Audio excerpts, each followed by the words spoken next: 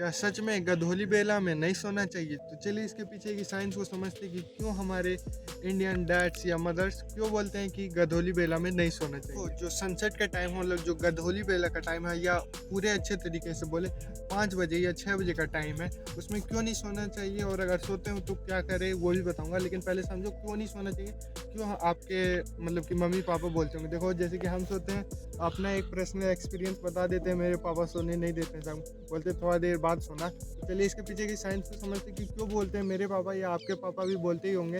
और अगर आदत लग गया तब तो अलग बात है, लेकिन पहले बताता हूँ क्यों होता है। देखो जब हम लोग का जो इस प्रोसेस को बोलते हैं, जैसे कि अगर आप लोग सो रहे हैं, और जो अभी बताऊंगा कारण, उस प्रोसेस को कहते हैं सर्कैडियन रिदम।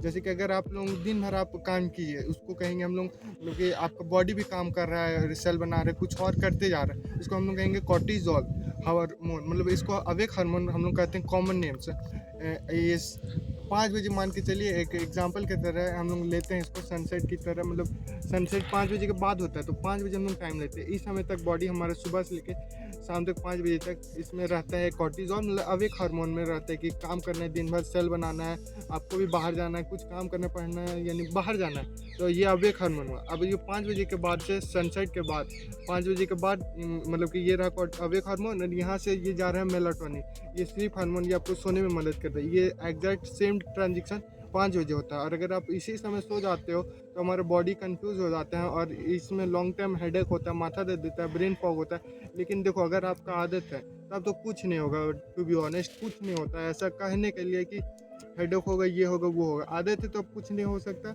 और आपको भी कुछ नहीं होगा, सच बता रहा हूँ कुछ नहीं होगा। लेकिन हाँ, ऐसा नहीं सोना चाहिए, क्योंकि अगर आप लोग सेम ट्रांजिशन पे सोइएगा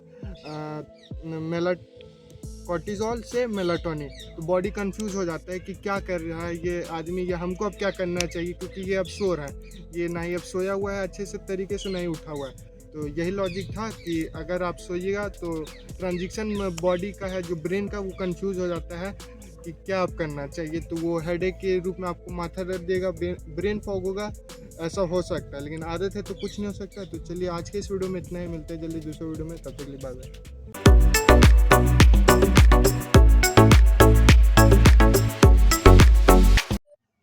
गाइस पानी आ गया, पहले पी लेते हैं, बहुत देर से प्यास लगा हुआ था।